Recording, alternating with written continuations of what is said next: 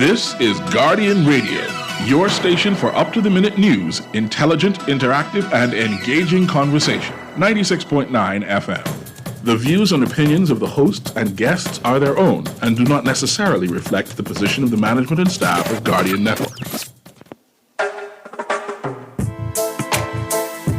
La la la la.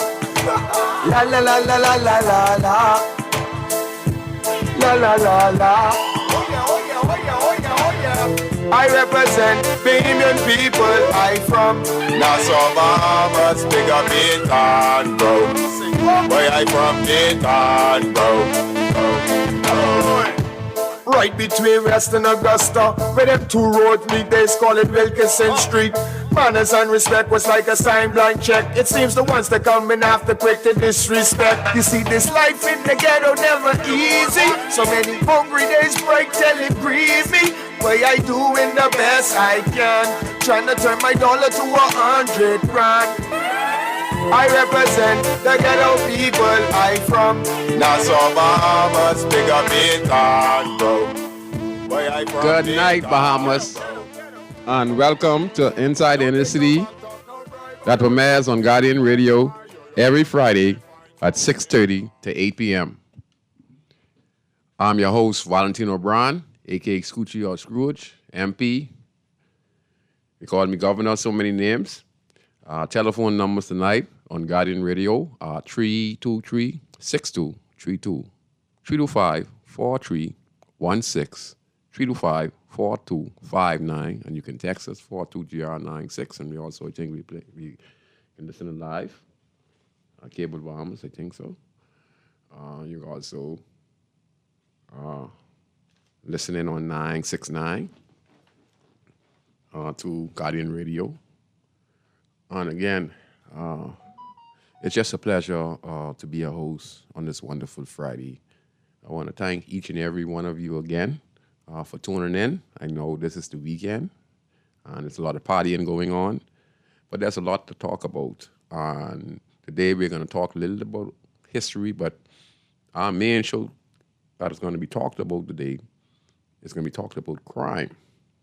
And hearing that we have backlog cases that is going to expand into 10 years. And I'm going to give you the reason why, because on this show I've told you already that at the current pace, with 100 murders per year, and the judiciary system, the courts, they only try about 15 or 16, 17 murder cases per year. So if you look at that, it tells you that the criminals are actually winning.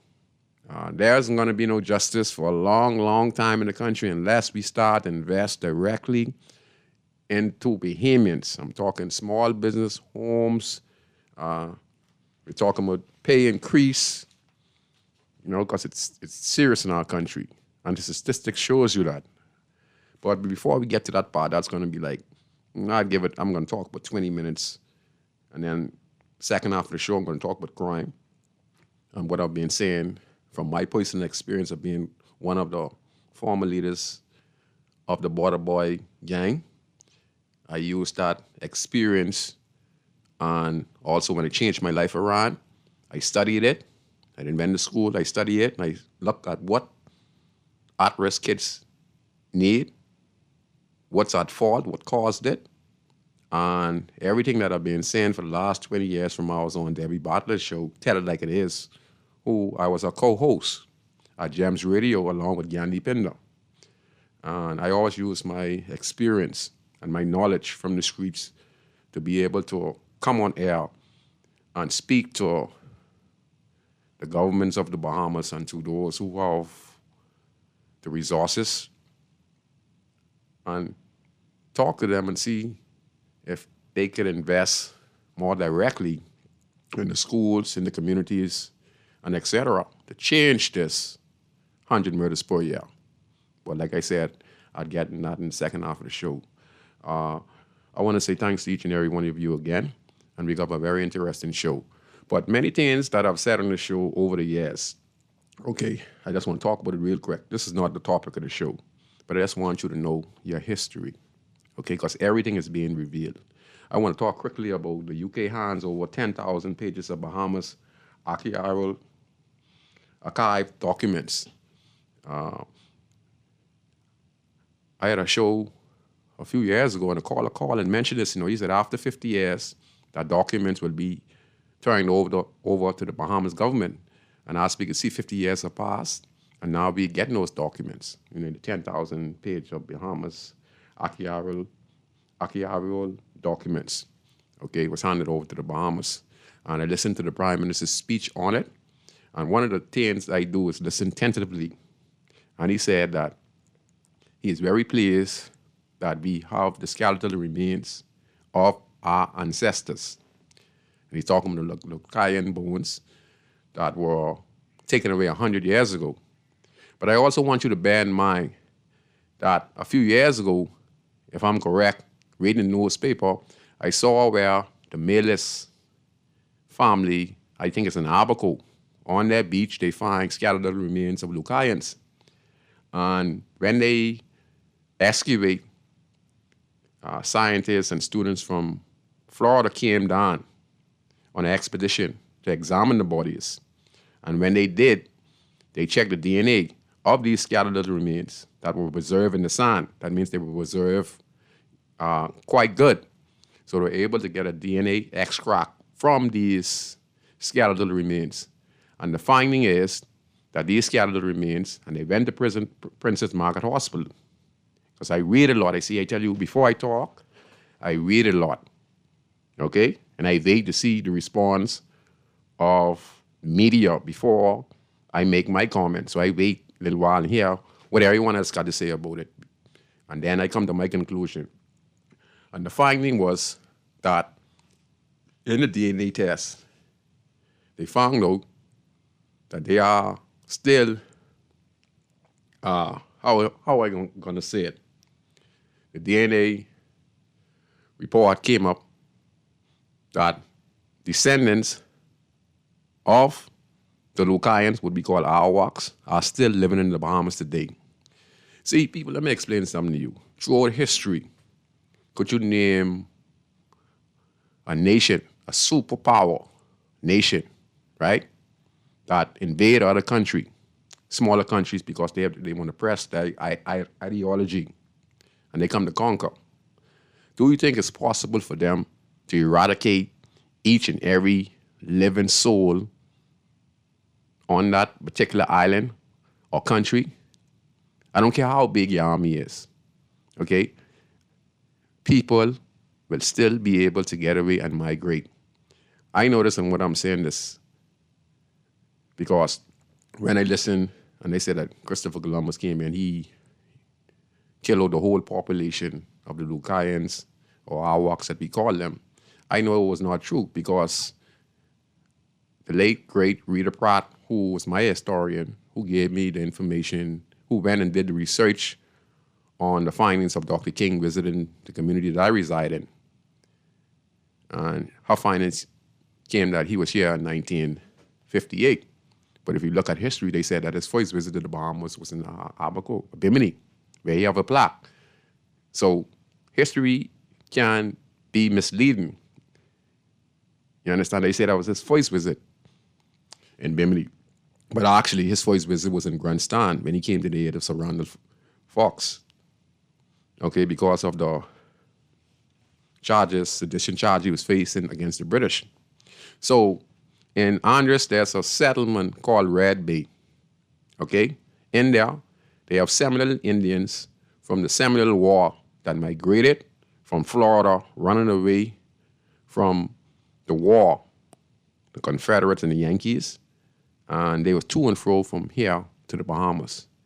At that time, Andres was a highly dense forestry island, one of the largest in this part of the world, and it's the largest in the Bahamas. When soldiers came looking for those black Indians, Seminole Indians, they could not find them, okay, because the roads were not there. The bushes were thick, and there are settlements inside of Andres that they were able to hide themselves. And anytime the soldiers came looking for them, they were able to relocate. The same way we have Haitian shantytowns. You could be living right in that particular area, but only when it gets expanded and people start to come out the bush, you start to say, hey, there's a settlement in there. But them people sometimes be there for like 20, 30 years and you wouldn't even know. They start off small, but as they grow, then you find out that they were there. So it's the same thing, no difference. There's no superpower in the world who could kill out a whole nation. So that was ludicrous to hear that he came here and he eradicated all of the natives. No, they are descendants. Okay? I've always said that my grandmother told me that her mother was an Indian, her great, and her mother was an Indian. My granddaddy was a white man, I think from Ireland. Okay? And many of us can also say this. Many of our great-grandfathers, after we talk about the slavery, most of our last names are the slave master's name. We take on their names. Most of the land that were given to us by them when they left after independence, we inherit those lands and those names. But basically, if you look at it, we are the same people. And we were fooled. And then after the skeletal remains were brought to the Bahamas, listen closely what the Prime Minister said. He said he's glad to have our ancestors back in the Bahamas. I just want you to know that. So the truth is coming out. The 10,000-page document, the skeletal remains, okay? All this now is that the Father is enlightening us, and there's a new awakening in this country today. And I just wanted to say that. We are the same people. We've been brainwashed, we've been lied to. It's the same thing when we watched the Westerns. We saw on the Westerns where the Indians would go and scalp the white settlers who came from Europe. And they were welcome in the land of America. But as the generation got bigger, those said, forget the treaty and the hospitality of the natives, because we're kind people. And they wanted what the natives have. They wanted the land. And what they did, after the generation of working together, and the Europeans started to have children, their children had a different philosophy. They didn't want to live side by side. They wanted to just take everything. And that's what happened. And because we were kind people. No difference than when Christopher Columbus came here. He said that they're the most beautiful, the most peaceful set of people he saw in the world. There were no crime. There were no people who were out of shape. They were healthy. There was no sickness. Okay? There was no money. People trade. We used to trade fish. Who were farmers would trade. We just trade anything. What you were good at. And that was the money. No prison. So everything is coming to light now. And I want you to bear in mind that it's time now to know the truth. And our children need to know the truth. Because we've been told a lie from a very long time. Because when we look at the cowboy movies, we'd see, and we would hate the Indians. We'd say they're savages, because we seeing the Indians, them killing the white settlers in their land. But we never knew it was the Indian land. We thought that it was the settlers' land and that the Indians were wrong. But when it comes to the scalping, the Indians learned the scalping from the white Europeans who came as mercenaries to America. And they were paid a certain amount of money to take the scalps of the Indians. So what the Indian did, after a while, they were good, kind people. They revolted and started to fight back. And they learned and took on the identity of the mercenaries. And they started to scalp the mercenaries. And when we look at the movies, we would hate the Indians and the cowboys and the Indians. When I was growing up, I hated the Indians, not knowing we talking about our own people, right? And we hated them. We said, boy, look how they doing this one and that one. Now, I'm not condoning violence. Okay, but they saying we hated them. How the movies prescriptive, making us feel that the Indians were wrong. The Indians were in their land. They invite and let the foreigners in their land treat them with hospitality, treat them with kindness and love, and show them how to grow fruits and vegetables. Like, for instance, when they came, they tried to plant corn, but as they put the corn in the soil, the corn would not catch because it was a different climate.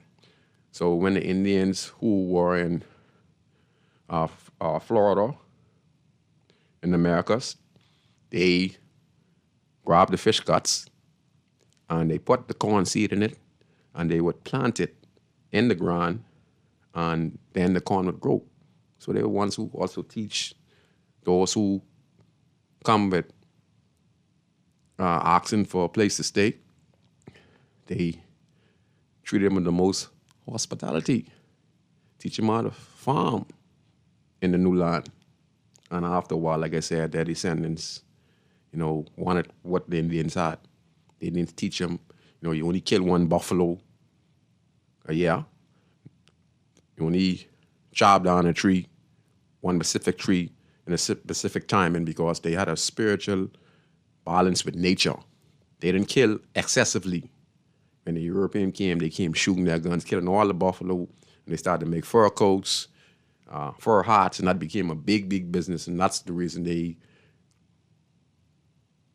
destroyed the way of life for the native indigenous Indians, no different than what is happening over here. And the Prime Minister also talked about, he said that we need to talk more about slavery. And all this is a part of it. And I just wanted to give my little 2 cents on that. And just to let you know that we're the same people, we're kind, but now we are being, how I should say, we have turned better. And as we see and we listen, every year we end up in 100 murders. Is the government doing a good job governing? Maybe. Is the government, is Brave Davis and Deputy Prime Minister Chester Cooper stand a chance of winning the next election? They could win the next election. But what difference does it make if we're going to lose 100 lives per year? What difference is going to make if we have 90% of prisoners who were abused as kids? We have about 1,600, close to 1,700 inmates in the prison, and they're saying that 90% of prisoners are abused as kids. A few weeks ago, I talked about how child abuse increased in the Bahamas this year alone. So what that means for us? So if we have 90% of prisoners abused as kids and they're in prison, and then we have a statistic saying that child abuse is up in the country in 2024 increase. So what that means for us? You know what that means for us? Coffins. That's what that means for us. So that's just the first start. Then I'm going back to the crime report in a minute. So I just want to get out of the way. So let me get my show on the road. Chris, could be play the voice video clip, please, if you could.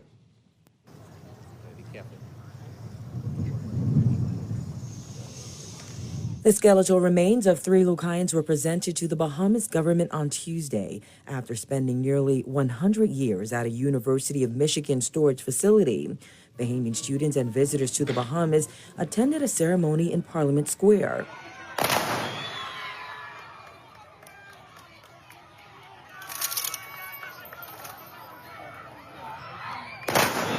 Prime Minister Philip Davis says the return of the remains closes a chapter that began with their removal from Watlings Island, now known as San Salvador, by George R. Fox. The journey to bring the Lucayan remains home has been long and filled with complex parts.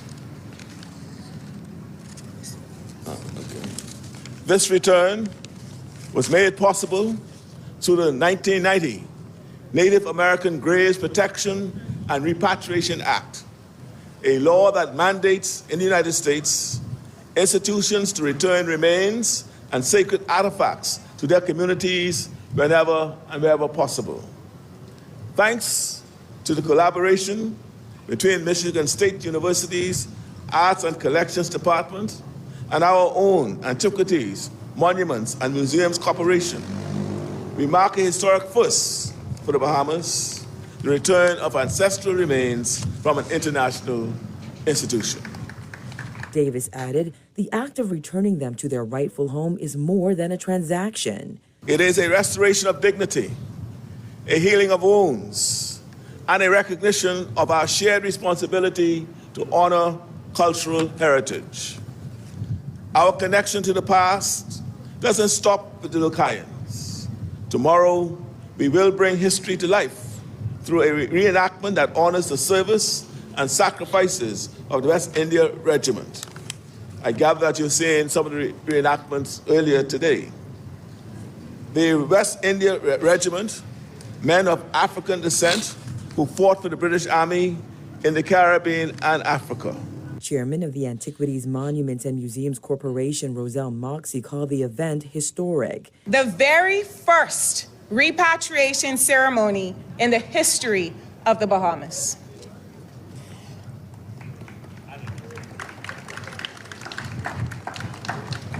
To put today into a bit of context, let's consider that the 400,000 who call the Bahamas home are not truly the first inhabitants of this land. The first inhabitants of our land were all wiped away. And today we have the extreme honor of receiving 3 full skeletons. And it is truly almost a sacred moment. Dr. Jessica Yan from the University of Michigan says the remains were initially collected in the early 1900s. For the last 70 of those years, they've resided at Michigan State University. We have brought them back home as part of our ongoing work in identifying ancestors and objects of cultural heritage present within our collections. Respecting the wishes of the descendants and the local communities in the handling and stewardship of these ancestral remains is both the ethical and the appropriate thing to do. She says returning the remains of the first inhabitants of the Bahamas honors their history and acknowledges their cultural significance, adding, they are making reparations for past harms. She expressed hope that this event will enhance public understanding of Lucayan history. Reporting for the Guardian News Network, I'm Vonnie Tude. Thank you very much, Chris. And I want you to pay attention to the words. You hear the lady said that she's referring that they were wiped out. Like I tell you, no country in the world can wipe out a whole entire nation. Some people would jump on boats. Some people would hide. All right? And then some people would integrate into that system. Okay? Because we had people living in the bushes, and when the Bahamas became fertile again, means having people. Because they said the Bahamas was barren for 200 years now. Do you really search? I read a lot. Okay, that's why they said they were wiped out. But people still were there in the bushes. And then when the British came and they started to integrate and bring systematic change to the country as a colony, those people migrated into that slave mentality. The people who were brought over in the slave ships and they set who were in the bushes, they migrated into the system. So just know your history. A lot of people have spin it around and tell a lot of lies, but now the truth is coming out. And for me, having skeleton remains on display, I know it's a thing around the world, but I don't know. I think people should be put in the ground. The bones should be put in the ground so that people could rest in peace. But I guess we need it there for whatever particular reason, for history, or whatever the situation, or brownie points. But I know. I know. But all I'm saying is, it's still disturbing of the bones. I mean, it's nice to have the skeleton remains returning back.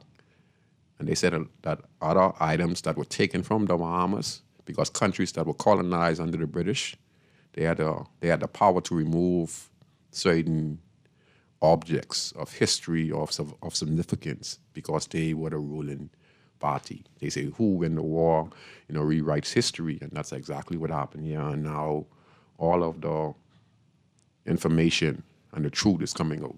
We're going to take this call before I go to my next segment of the show. Go ahead, caller. You're on Inside in the City. Yes, good afternoon. How are you doing? I'm fine. I've known you for a long time. I'm fine.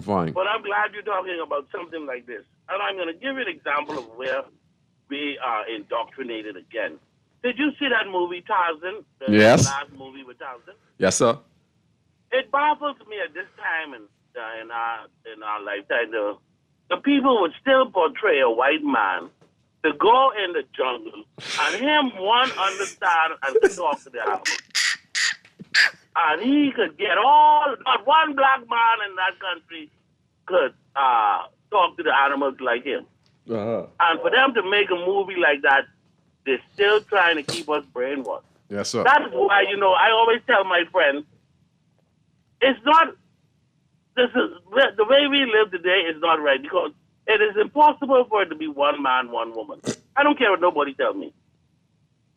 We were not created like that. And that's from the culture we came from. It wasn't no one man, no one woman. But these people who conquered us, their ideologies are so strong. And they were determined to get us to think like them until they just threw away all our thoughts or all our living cycles or whatever. And we don't have no memories of none of these things. We do, but some of them still live like that today. But a lot of that was wiped away and brainwashed us, and they come over here preaching from this book and telling us how we supposed to live. But it's impossible because who go to war? The young men. Who die young? The young men. Who in the prison? The young men. Who getting killed every day? The young men. Who drinking and becoming drug addicts and all that? The young men. So how you gonna have one woman, one man? And more women are born than men. That's the thing. So where does this psyche come from? One man, one woman. Nobody's thinking, and you just got people who preach this to the public, and these people believe this thing. There's no way you can have one man, one woman. And no way a white man should go in the jungle and get all the animals to follow him. Anyway, that's just food for thought with what you're talking about earlier. Yes, sir. Thank you very much. And you talk about movies, right? They put everything in the movies. Like I said, when I talk about the cowboys and Indians, you see? And all of us in the Bahamas used to love cowboy movies back in the day. And we hated the Indians, not knowing that they are descendants. But also, when you watch this movie, Rachel, you all ever hear about Planet of the Apes? When you watch Planet of the Apes, people don't have no clue what the Planet of the Apes all about. You don't notice? There's a white society, and then you have the apes, and the apes had to get intelligent. Remember, we couldn't read back in the days, We couldn't read back in the days, but when slavery came around, they took away all the knowledge. If you look in Mississippi, you look in the United States of America, you were born as a slave, not to be able to read. If you read, you were killed because they don't want to educate you. You watch Planet of the Apes. You know what the apes are? People do.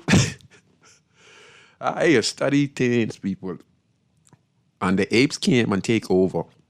This is the same thing as when you look at Moses and Pharaoh saw that the population were growing immensely, and he decided to start to kill the firstborn because he needed to decline the growth of that population because he feared that they were getting too big and too strong. So he came up with this strategy. There's nothing new under the sun. Understand the full dynamics of the movie, which is one of the most popular movies back when I was growing up, and still is one of the most popular movies today. Watch it and see if the apes don't represent us as black people. And the next. Now, listen to me.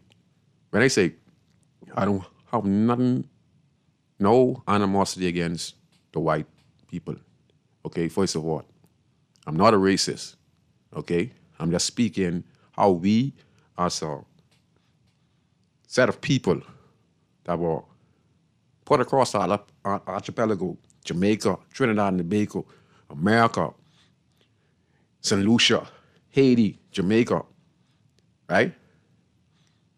That goes back to when the father told Abraham that he was going to put his generation like the stars all over the world. Now name one set of people out of all over the world.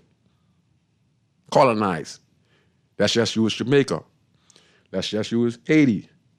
Let's just use St. Lucia, Antigua, Barbados, Trinidad, all of them. And what we be finding out? All of them were brought, and some were still there. Like I said, a lot of people hide, and a lot of people were travelers. Okay? Do you understand where I'm coming from? Okay. And bear in mind, I'm going to end on this with this part of the conversation. You all hear about Mansa Musa, the richest man that ever lived in the world, who crippled the economy as he traveled around the Middle East. And he had a brother who was the king. Okay? And the king was the explorer. And he wanted to explore the world. So I think he took about 1,000 ships as the king. And he left his homeland where he was king. He left his younger brother in charge of the kingdom.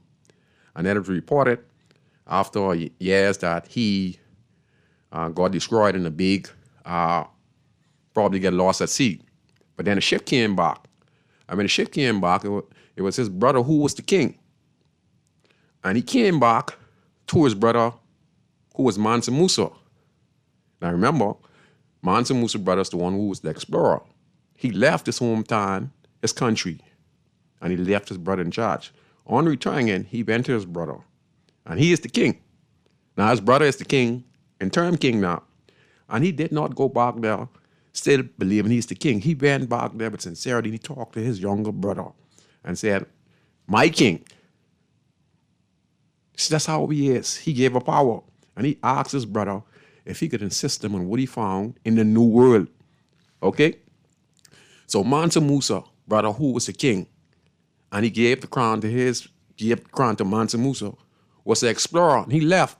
And the spares that you saw that the Arawaks, the Lucayans had when Christopher Columbus came to the Bahamas and they were standing up with these spares and those little gold stuff, they were the trophies that were left by Mansa Musa's brother on this part of the world. So Christopher Columbus is a journey come lately.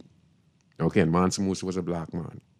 And this is no hatred towards no white society. There's a particular cult of people who want to continue with the dark ages, you know, what they inherit. And their job is to keep us down like I talked about. Moses and Pharaoh, nothing has changed. I just want to say that. Go ahead, caller. You're on Inside the Inner City. Hello. Good night, good night. Hello. Good night. Good afternoon, Scrooge. Good afternoon. Sparky here. Hi, listening. Let me ask you something, brethren. When you was growing up, what's the first thing you can remember that all of us remember?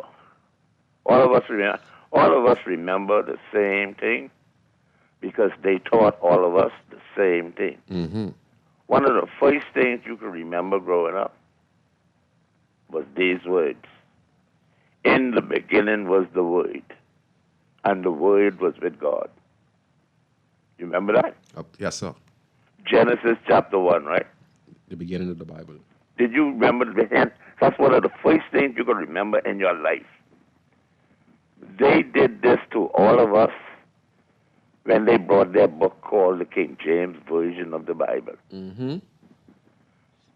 It was supposed to be in the year 1604 when the King James decided that he was going to get over 100 Oxford scholars to translate the Roman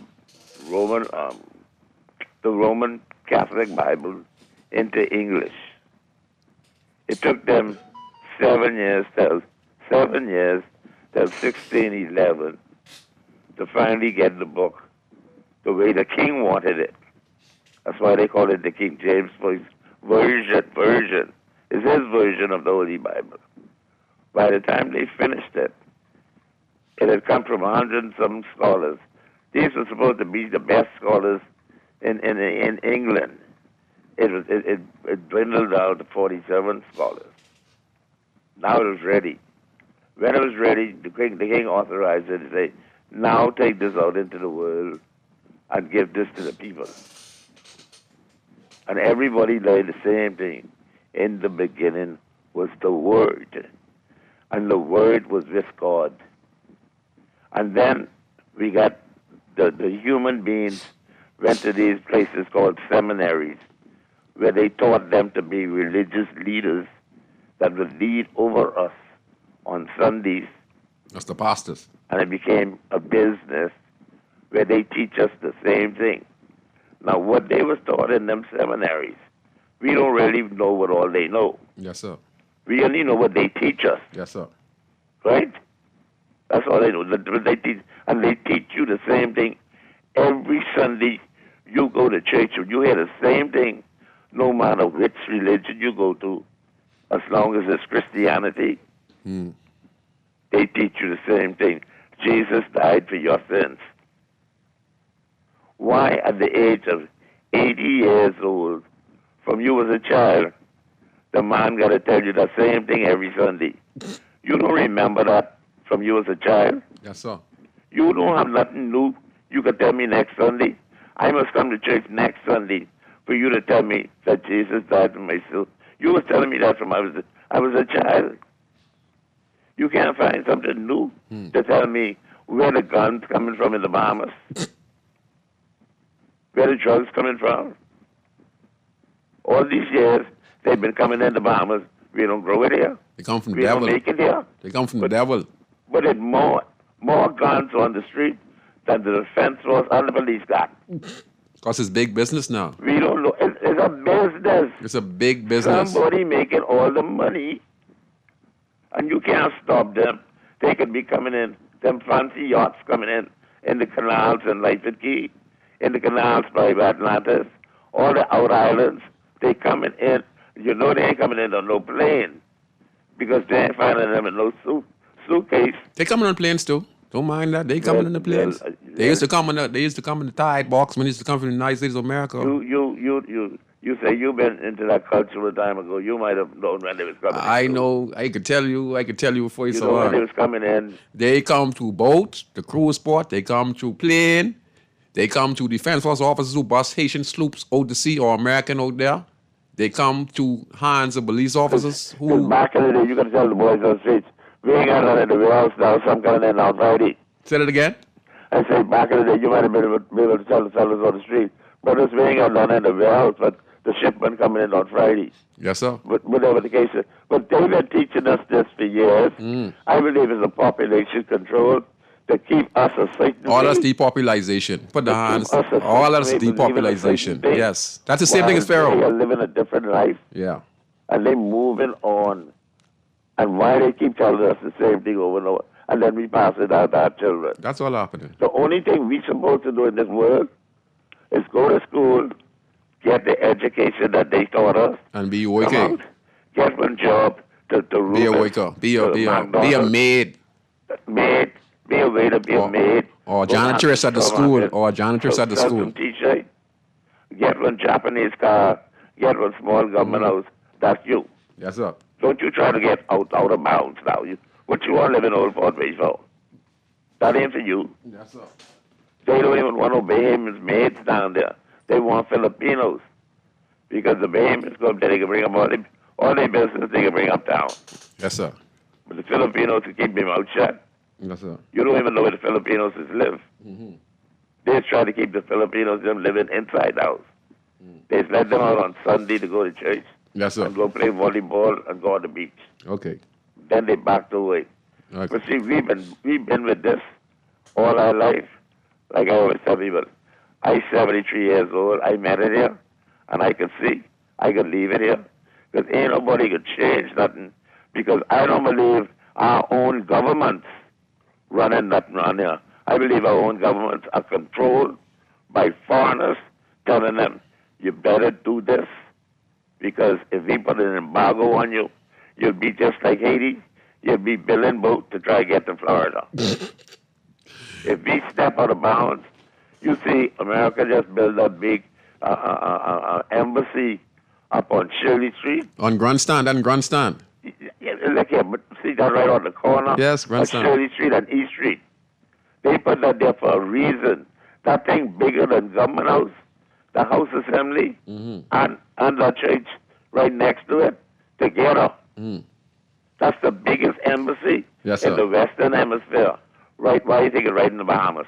Yeah, because they're having problems with Russia and the African nation uniting and devaluing the U.S. dollar. 170-some states have gone into the euro. I mean, the thing with Russia.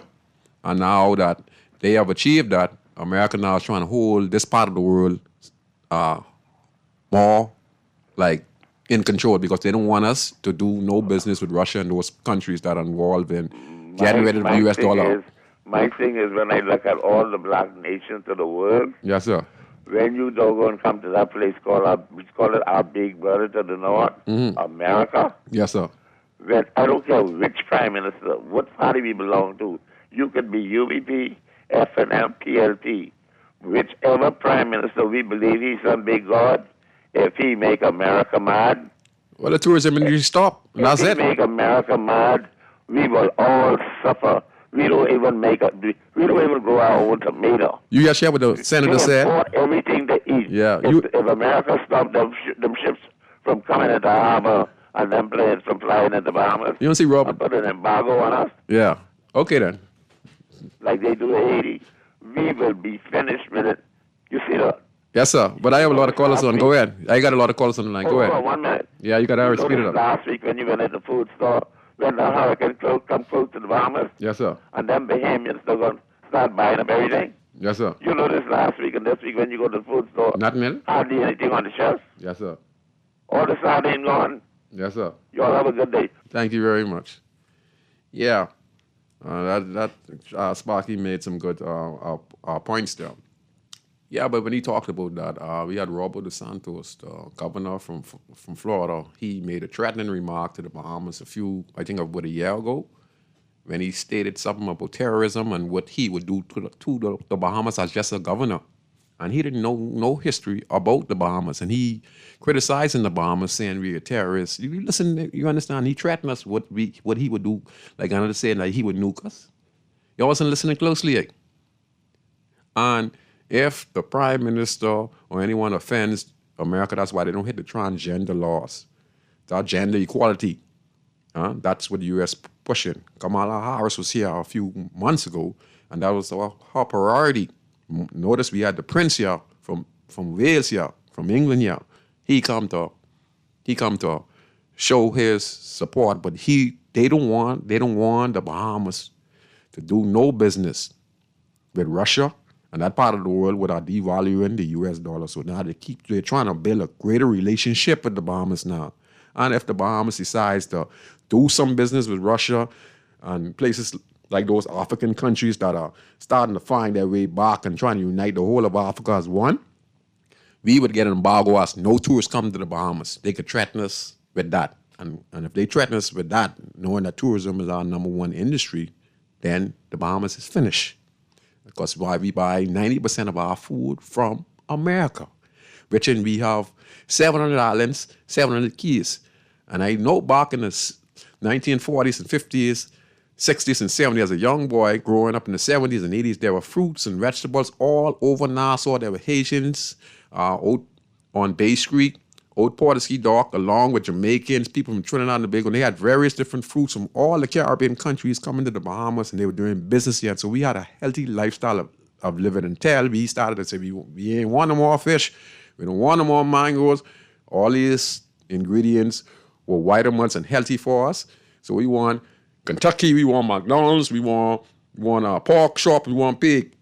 All right? Now we get high diabetes, we get cancer, and et cetera, and et cetera. All that's depopulation. When we could eat healthy, you know. We could grow, let's say if we like pig, we could grow one pig and grow them healthy. We could grow our pigs where there ain't no pen. We could grow our chickens and let them be healthier where the chicken get killing 3 weeks, you know. We could let our chicken, even if it's a 3-week chicken, but at least he's eating the natural ingredients off the land, eating the pepper leaf, eating the moringa. So he purifies himself, even the pig, you know. But if the pig is penned up, and they can say pig is abomination, I'm just saying, you understand? we just could have it more healthier, not caged up. And we could grow so much different fruits and vegetables, 90%. So, Sparky, you're right. If any prime minister tries to offend the United States of America, they could put an embargo on us to stop the tourists from coming to the country and be finished because we rely so much on foreign aid that we lost our way. And that was, like I say, a plan. We're going to take this last call. Go ahead, caller. You're on Inside the Inner City. Scrooge. Hey, good night. What's happening? Everything good, sir. You and Sparky talking sense tonight. You're talking sense. I hear you mention something about Christopher Columbus, but what you got to understand about our history here in the Commonwealth of the Bahamas. What is our history? Where is our history? Who? In other words, what I'm trying to say is they hid our history. Hid our history away from us. Mm-hmm. They don't teach us our history. No. You understand the proper history. They changed Cat Island name from San Salvador That's right. to this, changed San Salvador to that by an act of parliament. They hide that, they hide this. They say Christopher Columbus killed all the Arawaks. That's not true. And that was not true. They hide that part because Christopher Columbus and 3 men he brought with him, his brother and the priest. They were the only 3 Christians on the voyage. Mm-hmm. The people in Christopher Columbus attire that killed all the Arawaks and slaughtered them were the jailbirds and all them people. They emptied the jails out. That's right. That he brought with him. That's right. Who he left when he left. Exactly. Yes, See, sir. Columbus claimed, well, why take Arawaks back to Spain to show the king and the queen what you found Yes. and then come back and kill them? Yeah. Columbus died in jail trying to straighten out his name. And if they don't think it's correct, they can just check the That's true. That's true. That's true. That is true. In the books, Christopher Columbus wasn't the killer. That is why they had the big fight. Yes. When the governor, Carmichael, put Christopher Columbus statue on Government House because they know the truth. Yes. The Bahamians don't. Because they hid that. Yes. As a matter of fact, Christopher Columbus was the first person to introduce Christianity To the country. world. That's right. You understand? That's right. So now I agree with you. The black man that came before Columbus. But they say once is white is right. Because Christopher Columbus was the first white man to come That's and right. record it. That's right. And Not that Manson, he discovered us, we were always here. we were always He was here. the first one to Always record it. here. Exactly. We were always here. We are. I'm gonna send and see my forehead flat and take him in the back, You should see mine. But listen, I can peek Sparky. I can wake Sparky up right now. Go ahead, sir. I always hear Sparky. He's a valley boy just like me. Yes, I'm sir. a valley boy. But I always hear Sparky say, "It's mommy," and we know Sparky mommy started the valley Yes, back sir. in the day, especially with the first Man, sponsorship and all that. don't But start Sparky I up want now. Huh? Don't start Sparky up now. Boy, you clapping now. I can slap Sparky. I want Sparky to know that the first sponsors of the Wally Boys before his mommy and Malcolm them get to it, A.B. Malcolm them, was Model Bakery, the Greeks, and City La Bayard. Wow. Now he can call and defend himself from there. Thank you very Then much. his mommy them came on board. Thank you very much. That's only All history. Thank you very much. You did a wonderful job. Sparky, don't call back. That's only a plus to whatever you're saying. There's no reason to call back, Sparky. Drink your Guinness and chill. I am doing that's Sparky. No. We can take this next call. Go ahead. Good night. That's good night. I want to get on the show quickly, please. Go ahead, sir. Hey, good night. How you doing? I'm fine. And you? Hey, I'm doing okay. I listen to your show a lot. But I just had to call in Go ahead. talk about Christopher Columbus. Go ahead. I just want persons to understand one thing as it relates to discoveries. You cannot discover anything that is not there already. So what I'm saying is simply this.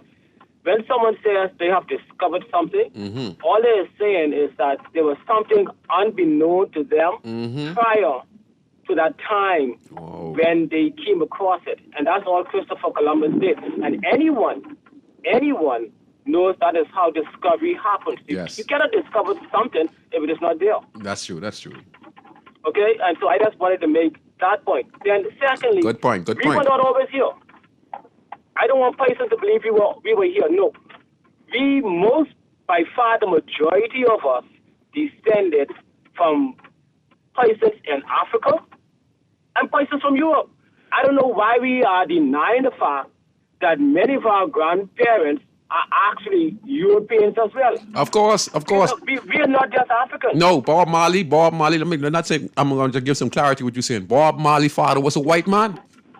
Exactly. My great-grandfather was a white man. But we always right. talk about Africa as if we get European, we get more European out of Europe. We get more and European. Yes, sir, you're right. You're right. And Yes, then sir. too, like if you look at the history of the slave trade, you would first and foremost find that there was a great battle going on between Portugal and the rest of the European nations Yes. for that slave trade. Yes. But who were they trading with at that time on West Africa?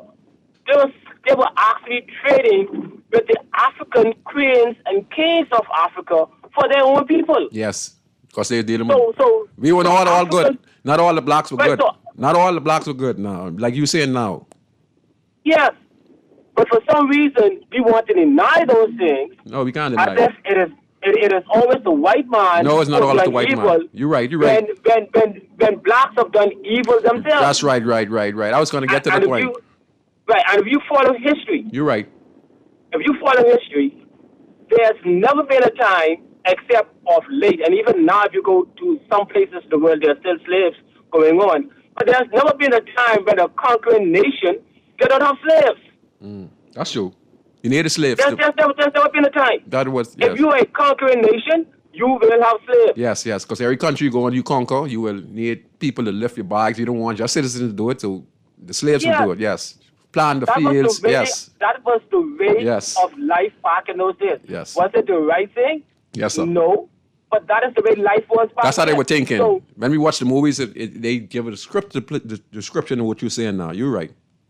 yeah, You're right. so I just wanted to harp on the point Yes, sir. about discoveries. Yes, sir. Right? Yeah, there are persons here, we know that.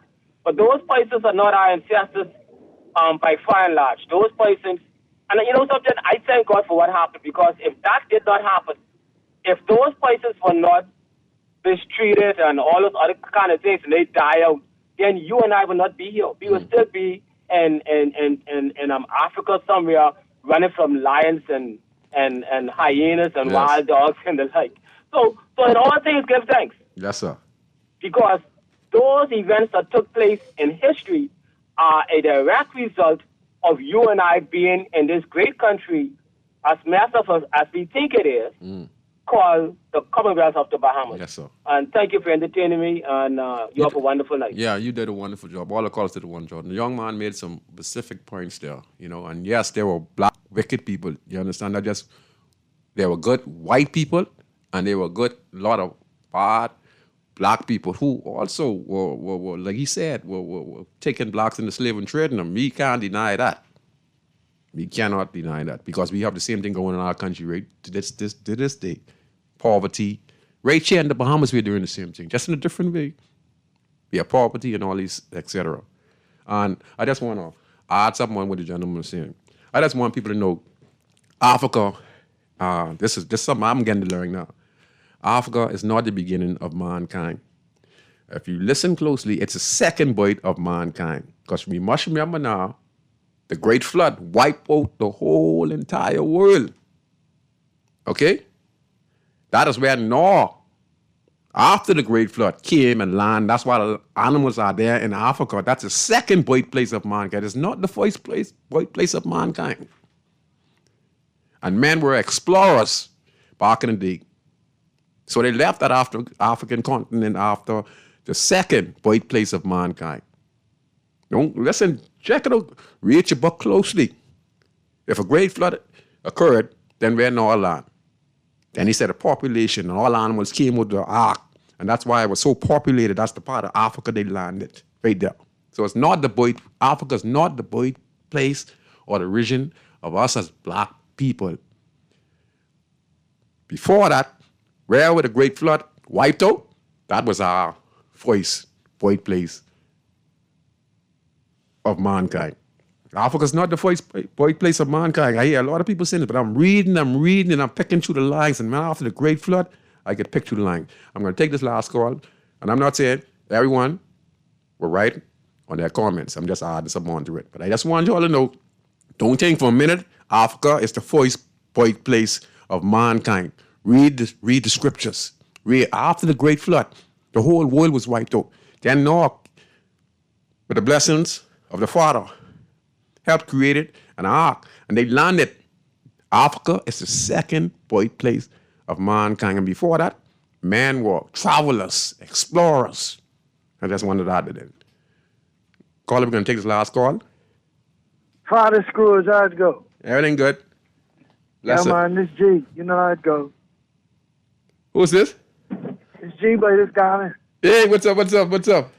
Everything good. Now, I see you today, this topic, especially was talking about Africa. Firstly, that's the truest name of the continent, and it is the continent, is Akubulan, meaning the Garden of Eden. And that's one of the first things. And cattle, you got to realize, cattle slavery, or the slavery that was practiced in the Western Hemisphere, that was not the same as what was practiced in Africa. You are an indentured servant, so in Africa, if you were taken into slavery by another tribe, you were allowed to marry into that tribe and work your way out of slavery. Now, people don't like to go back into antiquities. They say there's no relevant meaning way back then. It is. But let me show you the ramifications for us, meaning the results of our people being chained down, raped, molested, exploited. The ramifications is the post-traumatic slave trauma that most of us experience. I'll give you an example. Me and you grew up in a neighborhood where the rites of passage was gangbanging. Yes, sir. Now, you could see clearly that gangbanging brought nothing to us. Actually, we wasted some of the most precious times in our life, right, as a result of these activities. See, when you take a person and put them in chains, and then you degrade everything about them, when you discover inhabited land, when you take away their natural tongue, and you tell them who to love, who to hate, and how to think, right? See, by the time as that boy or girl gets out of that home, they already know the hate of self, because it is being cultivated because of the system of colonialism, the post-neo-colonialism that we are experiencing economically and socially. You look at your skin is brown, not black. Maybe no, and that's no right. one's white. No one's white. That's right. I'm glad you said that. No one is Right? white. Now pay close attention. That's like a nickname. See, but one thing they can't deny, that we are the original people of God. The voice. Now, you could say anything you want to say, but see, we carry in us the original gene. DNA. And our truest cure It's love. is we ain't got to go and fight them down, because it ain't no more a racial thing. Yeah. It's about us having a profound love for ourselves. That's why I said love. Yes.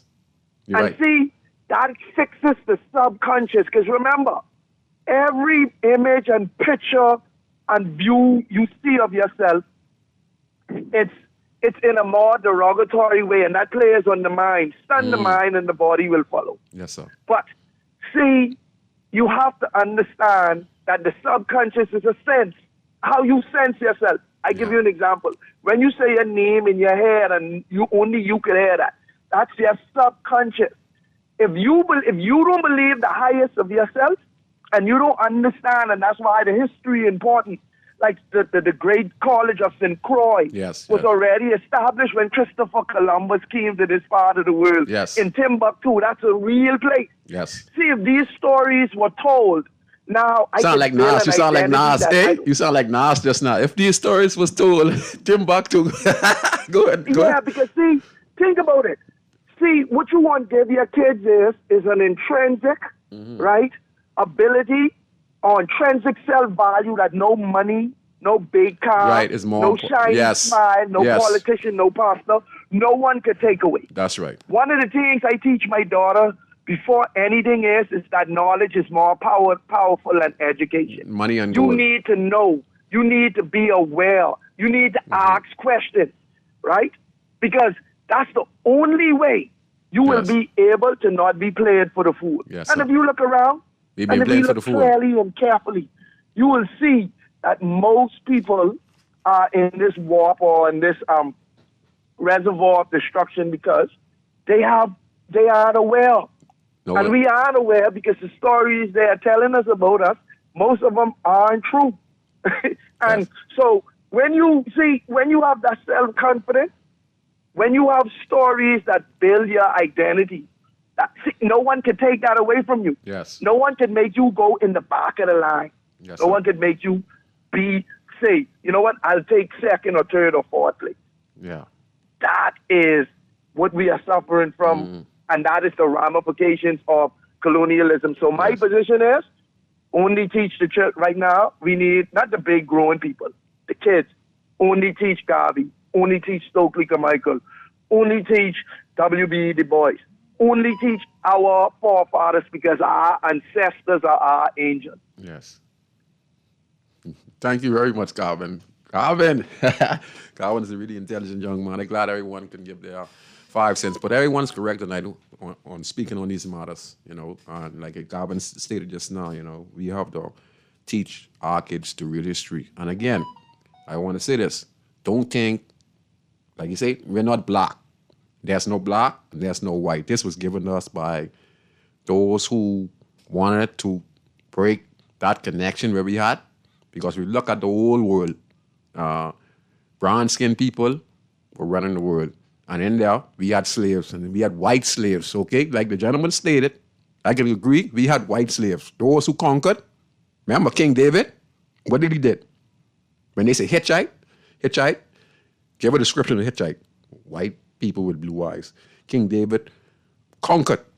And the father told him not to take no one as wives, kill all the animals, and et cetera, because the animals themselves was part of the system. Means the animals, when they were migrating with that particular tribe of Hittites, they were murderers and rapists and adulterers. And the animals just drink the blood of the victims. So the animals themselves, and they were having sex with the animals, okay? And that's why the father said that, so yes. And then we took people as slaves. Yes, the caller who called in before Galvin, the next caller, he is correct. Even us as black kings and emperors, we took whites as slaves, okay? And we even took ourselves as slaves. That don't mean all of us were perfect. We had brown, let me say, because Galvin said the right thing. We had brown skin who were very wicked, who defied God. And because of that, we got put in the situation we're in today. And that's why the slavery and all that stuff come about. Yeah, I just wanted to say that. But all you guys were completely correct tonight. Okay, we can play the next clip. We're going to the next segment. We only have a couple of more minutes. That was, everyone just wanted to get up on that, but it was real good to know that we are regaining our identity. Sorry about that, Chris. Go ahead. A part of a broken criminal justice system. Now we're going to talk about crime people. They have miserably failed to address over the past 3 years. And while the Commissioner of Police said that the force is utilizing its intelligence to monitor the 178 or so people out on bail for murder and to find out the details on the triple homicide, we ask, if they have this kind of intelligence, why can't more retaliatory killings be prevented? Perhaps a commission of inquiry will help to answer some troubling questions as to why murders are so high. Sands reminded the Progressive Liberal Party that while in opposition, it erected billboards displaying the number of murders under the last Ingram administration. We need to know the truth. And speaking of the truth, perhaps it is time for the PLP to erect billboards all over New Providence to show the truth, that the highest murder records were both on the PLP's watch, and that in the Bahamas now, murders are at an unacceptable level. Now, governments are not responsible for crime, per se, but they are responsible for responding to crime and violence in a comprehensive way. There have been 102 murders recorded in the country so far this year. Police have not yet classified the deaths of 2 male relatives. involved in a fight at a home on Muttonfish Drive. See, that's the thing, right? Mr. Dwayne Sands, you were completely correct, But, so, let me tell you something. Yes, that might be true. But each one of y'all administration have had close to about, in their tenure as government, close to 500 or more murders per year. Now, you were pointing the finger, and you were saying this and you're saying that. When y'all was the government of the Commonwealth of the Bahamas, did y'all make this crime issue a number one topic? No, you didn't. You put your tail between the leg now that you're in the opposition, you're looking to gain traction. I understand you're the opposition. Now you're looking to gain traction so that you become the government again.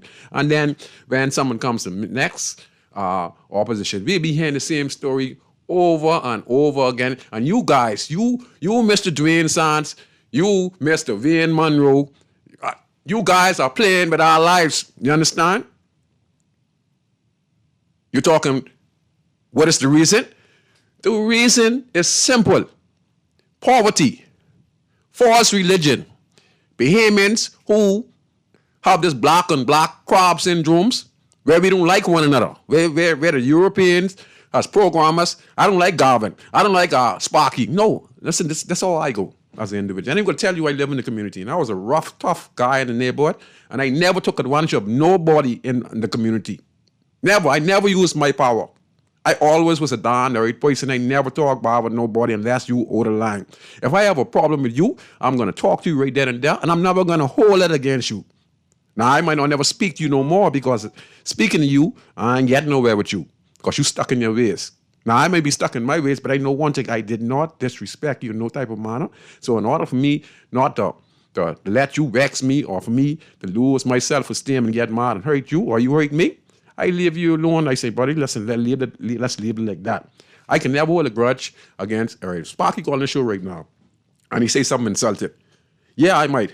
I will respond after him, but I'm not going to hold that against him the next week. I don't live like that because I know we're all one people and we're not perfect. So we have this black and black crab syndrome in this country, and that's what's killing us. Poverty. All right, now let me just show you one of the main reasons. Let me read it quick. And the Nassau Guardian, I get in the Nassau Guardian, and I get in the Tribune. So I'm going to read this here. Let me read this here. I can read the Tribune first. Okay.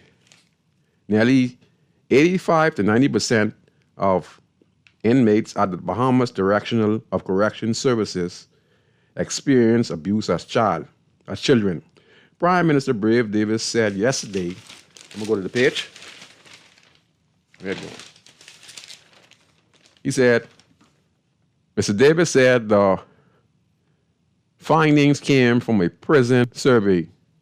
Although he did not give specifics when it was conducted, Prison Commissioner Don Clare also could not confirm which survey the Prime Minister was referring to, noting that several surveys are being conducted recently. He said that 1,569 inmates are currently housed at the Bahamas Correctional Center. Despite this, Mr. Davis said the survey underscores the need for early intervention to help reset the mindset of abused children and potentially alter their life's path. He called this a key factor in addressing crime, noting that one of our major challenges with crime today is a result of how young people are being treated and abused as a child. So, what I was just now talking about, Dwayne Sands was talking, right? And this is the result, okay? In response to them, abuse as a children. What we discovered is that an abused child without intervention becomes a dangerous adult.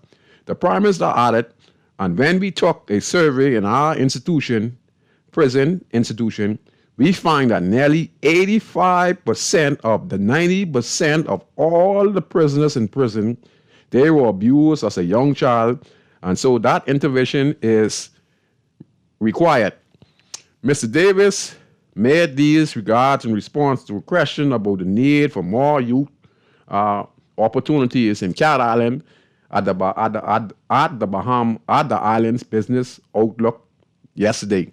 He highlighted recent initiatives aimed at youth, including the National Youth Grant Program and the government's apprenticeship program, which encourages the private sector to provide work opportunities for young people. However, he acknowledged that the challenge persists regarding the choices young people make, as we are having a lot of mentoring programs. Mr. Davis added, what we have discovered as well is that in many of these cases, our young people have been having mental issues, and we have just passed a new Mental Health Act to have it appreciated that because a person has a mental issue doesn't mean that they should be ostracized or they are no longer humans. Mr. David compared mental health issues to physical ailments, saying that they are also to having say the health issues to physical ailments, saying they are to having the flu or diabetes and should be treated with dignity. You understand? So we got this Dwayne Sands running up his big mouth, right? Because the opposition wants to be the government again, wants to get brownie point. You guys are playing with our life. You guys was in power, and you guys did not pay attention. Youth programs, community centers, small business, housing. We got to find creative ways on how we get in tourism industry, where we could get the 9.7 million visitors that visit our shores to spend American dollars, credit card in any city community, all right? We need healthier lifestyle of food, because this also affects the human body and changes their mindset, okay? So I ain't got no time for Mr. Dwayne Sands them. And then you guys done playing with our life. You all guys are the biggest problem in this country. You understand? Both sides. Both sides. And the thing is, the Prime Minister stated that we're going to have a backlog of 10 years. Listen to this now. Call it like I'm a right now. Like, y'all finish off the show. Just give me about 2 more minutes and call it like let both of you call us up the last day of the show. The Prime Minister said that we're going to have a backlog for 10 years. And here's the reason why he said that. He said because the criminal justice system in the Bahamas only can prosecute about 16 to 17 murders per year, right? They just added about 20 to 25 new judges to deal with these matters. But it's going to be near impossible for people to have justice in the Commonwealth of the Bahamas, because every time you have 100 murders, that push cases back. So every year we have 100 murders. How in the world our judicial system is going to be able to manage this? We are overloaded. There's not going to be no justice in this country. You could talk about hanging all you want. And listen to me, I can tell you this again. If you want to hang, you better start hanging on 10 a time or on 20 a time if you will make a difference. Because there's now going to be no justice in the country. How could there be justice in the Prime Minister showing you what is going on with our judicial system? Okay? It's overloaded. You know, 10 years you got to wait for justice for your loved one to get killed over 10 years ago. And they're going to backlog for 10 years. And guess what? He ain't even telling you the full truth. Because within 10 years, at this current pace, a new government come in, that's the next 500 people. They're the next 500 when the next government come in. So there's no way in the world we're going to be able to serve justice. There's no way in the world we're going to be able to change the lives and the trajectory of our young youth unless we direct directly in the schools, in the communities, and bring the family structure back, and in the prison. Because the statistics show us that 90% of prisoners in the prison has been abusive as a kid. We just had a statistics done by the Ministry of, what's the department is, man? I mean, you know, let's get a little hot. Can't even, let me cool down less a little bit. Because these things for me, I don't like people bullshitting. I don't like Dwayne Sands or Wayne Monroe talking about. They get crime in the door. The Prime Minister coming talking to get crime. When we have 100 murders or the commissioner coming on, but just around this time, crime down this, and around this time last year, July, no, it still end up 100 murders. So whatever statistics you're talking about, it ain't making no sense. You understand? So I don't be into this foolishness. You politicians, I heard him say that governments are not responsible for crime. What the hell you talking about? Excuse me, callers. Just give me a second. Guardian Radio, please excuse me. You all told me to come. I have to be pissed because I've been on this for Mr. Debbie Bartlett. I've been on the ground. I've seen murders. I've been involved with all kinds of stuff with some of the most serious set of criminals in the Bahamas.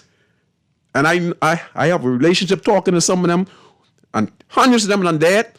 A new generation I still talking to them, and it's the same problem. And they look like they're giving the same answers. And the statistic just shows that about 90%. I'm not tired of being drained, son. Y'all playing with people's life. All y'all.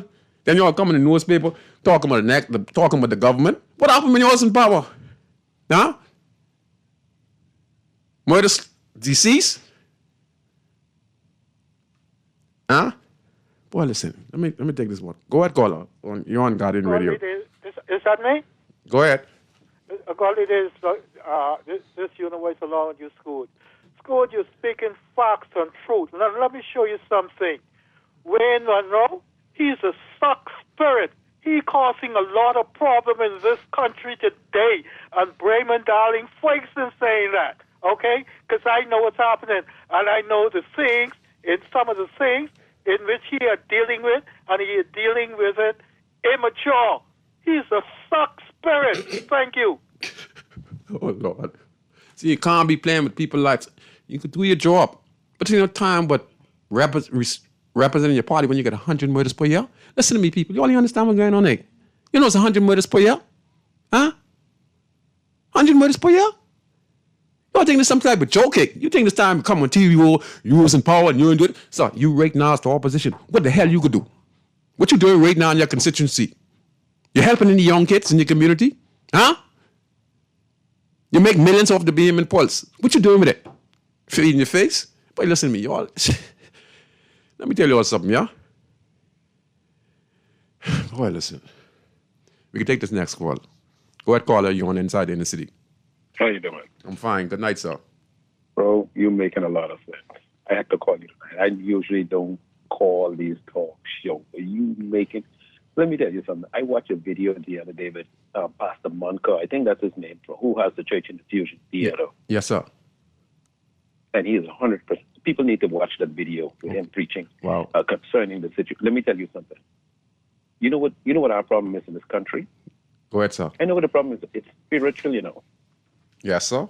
It's spiritual. The head is out of order. If the head is out of order, the complete body is out of order. Wow. Our heads are out of order.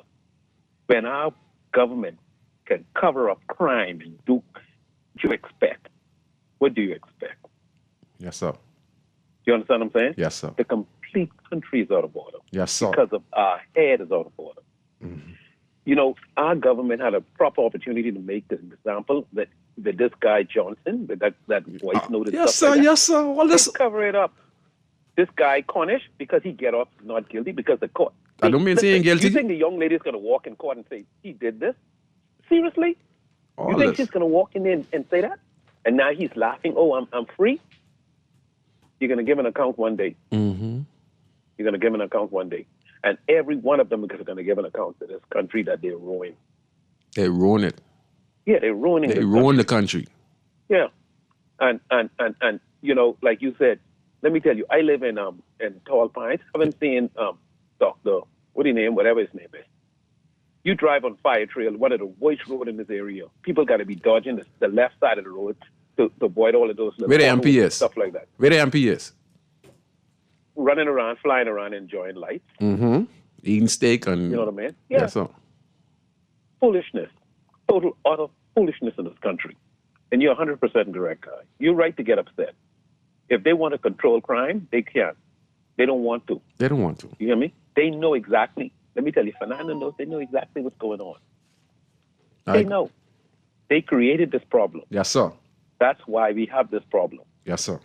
When you get, anyway, I don't even want to get into that. When you get those guys, when people going after them, you think about it. Like I told someone the other day, when have you ever seen a deputy prime minister house got robbed? Brave Davis. I didn't call no name. When he was opposition. Yes, sir. You great. You think about it. Never. That's the only time. Yes. And they take him and make him prime minister. I go on. Okay, sir. Yeah, he's referring to when Brave Leaders got robbed. Remember that? When the guy came in his house and then, we messing around. I don't got time to between sons and all this stuff, man. You guys were in government, and it's just protecting the party, and then we have all the statistics to prove it. Nearly 90%. Well, and watch this now.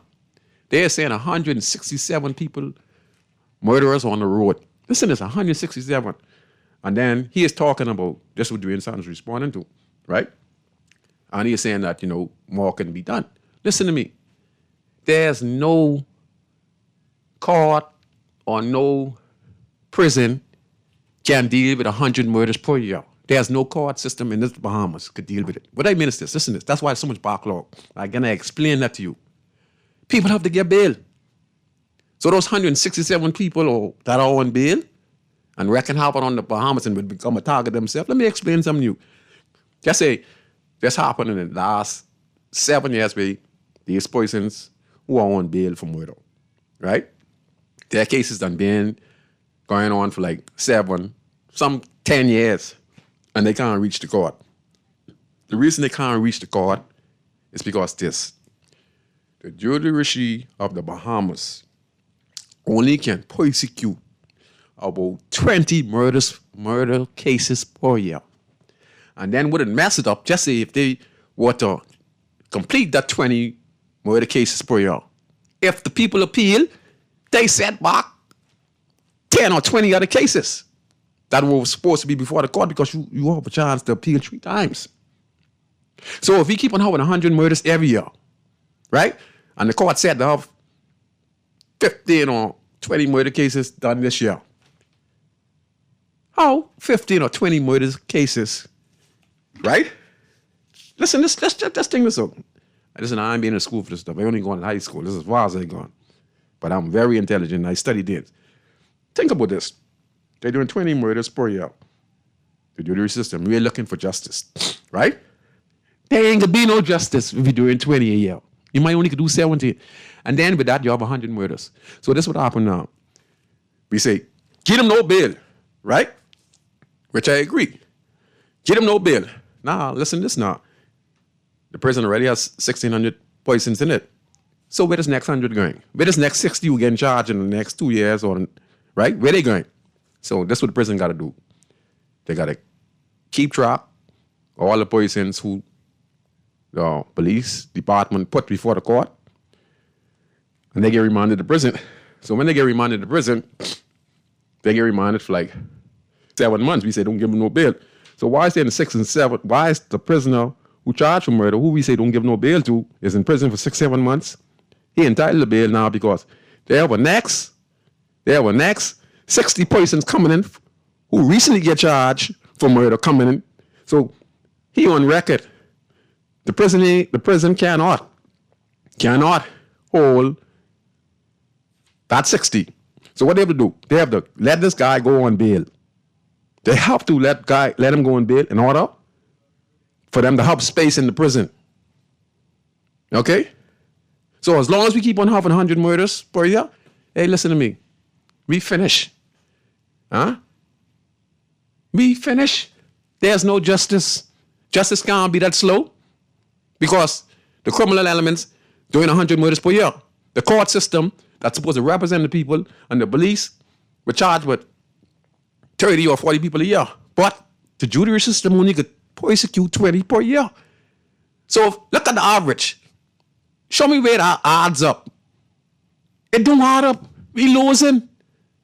We can lose so much more. And then the Prime Minister stated 10 years. That the backlog in case in the Bahamas. We'd have 10 years of backlog from now. And I can tell you this. He ain't telling you the full truth. We get 20 or 30 years of backlog in case to go. And out there, you have 167 people on murder, 160 or 170 persons, or whatever the situation the commission talked about on bail. Let me ask you all a question. I know myself, I know the community, and I know the country. You know how much murderers on this road? Nah, I saw a load of murderers. Paint on get murderers. Grandstand where you live get murderers. Camp Road get murderers. Angliston get murderers. Huh? And the only reason we stand a chance now because sometimes they cancel themselves out. Because of all those guys who were living, who were serial murderers. See, listen to me. We have serial killers over here, you know. Huh? Anytime you see a person kill more than one person or one person, they are serial killers. Because some of these guys I know, boy, they ain't got no time to play with you. They blow your brains out and eventually they get killed too. But I saying, whilst they are living, they are doing the most damage. And if you talk to them, these guys ain't getting nothing going on for them. If you look at my phone, sometimes they text me, one will let 50 daddy, one will let 100. I do it, but I do it occasionally. You understand? So you're killing, right? You're killing. But yet still, you in prison and can't even get a little $50 or $100. So it doesn't make no sense. So we are a danger to ourselves. And these foolish politicians back and forth looking for political gain to try to get back in power so they could bury so they could bury the next 500. So right now, no government is doing a good job when it comes to crime. Everyone failed. Everyone. And even when new government coming, they're going to fail too unless they start to invest millions and millions in each community. Each MP got to be responsible for the community. The caller talked about the big pothole. Where's the MP? Huh? Government. But government is not responsible for crime. Yeah. No, government is not responsible for crime. What the hell government responsible for? Their job, their first majority, their first responsibility. They're not responsible. If you deprive the people of opportunity as a government, and you expect the people to sit around and don't do nothing like government say, you're leaving us with no food, no water, no light, no internet, and you expect for us to govern ourselves? So we govern ourselves, know what we're doing? We killing up one another. And if you don't watch out, we coming for you too. You can't see that? That's what he just say. Brave Davis got robbed. So guys start to target you. Huh? Brandon McCartney, Brandon McCartney, brother, got killed. Huh? So people start to focus on you. I didn't have time to play my next clip. That's all I can tell you, people. Listen to me. Boy, I know what we can do. We in big trouble. 10 years of backlogging, and the Prime Minister stated it. It ain't gonna be easy. Not with 100 murders per year. So the police ain't even doing a good job. You understand? Only 16 to 17 murder cases we can try a year, and we get 100 murders per year. 400 murders already committed under this government. Huh? And like I say, the government can win again in the next election. But that still isn't going to solve the problem. We're going to have 500 murders every year. And this is what we're going to sell it for? Okay. That's the music. Getting the key from my producer. I want to say to all the callers, Calvin, that's my boy. Come far. Sparky. To all the callers, you guys did a wonderful job here tonight. And I hope we continue to have this conversation. But that's one to let the beam in publicly know. 17 murders tried a year by our Supreme Court. When we have 100 murders per year, the Prime Minister said we're going to have 10 years of backlogging. He lie on that. We're going to have 20 to 30 years of backlogging based on if we keep on having 100 murders per year. Until we can get the murder count down to about 20 or the 50 a year, then we stand a chance of decreasing the backlog. But if we keep continuing to have 100 murders per year, there's going to be retaliation killing, brothers killing brothers, and child abuse will continue. I'm going to end on this. 90% of prison inmates are abused as kids. We have 1,600 inmates in prison. And those inmates, when they come back on the road, they are monsters. They are not physically trained. When they come back on the road, they come to take out some more of us. You understand? So all I can say is we just got to invest. Invest in our kids. Invest in healthcare. Invest in education. Invest in small business and community development. And that's probably the only way we're going to change the mindset and tell the truth about Christianity.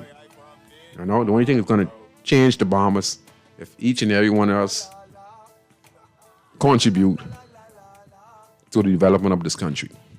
My name is Valentino Brown, a.k.a. Scrooge, host of the talk show Inside the Inner City that premieres every Friday at 6:30 to 8 p.m. I want to say thanks to each and every one of you call in and continue to call in and give your voice because this is what the show for. We want to expose what's going on in the country. Like I said, I only went as far as high school, but I'm very, very intelligent. Very intelligent. I could read between the lines, and it's a pleasure to be your host on Guardian Radio 96.9 FM. See you next week.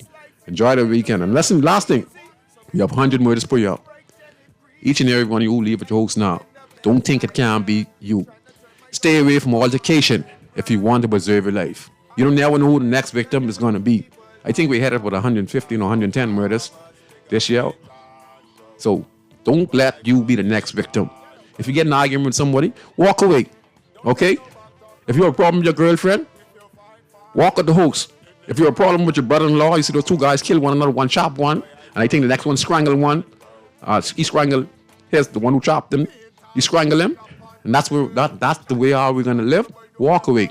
Preserve your life and save your life, okay? I'm out of here. See you next week. But they ain't for no reason. Only God that I believe in. Watch them only pass through for a season. Cutlass, I go weed them. I represent the ghetto people I from. Nassau, Bahamas, big up Dayton, bro. Where I from, Dayton, bro. Don't take no back talk, no bribe or no joke. If you find fire, you're definitely find smoke. Dayton, bro. Where I from, Dayton, bro. I'm a son that boy, what happened?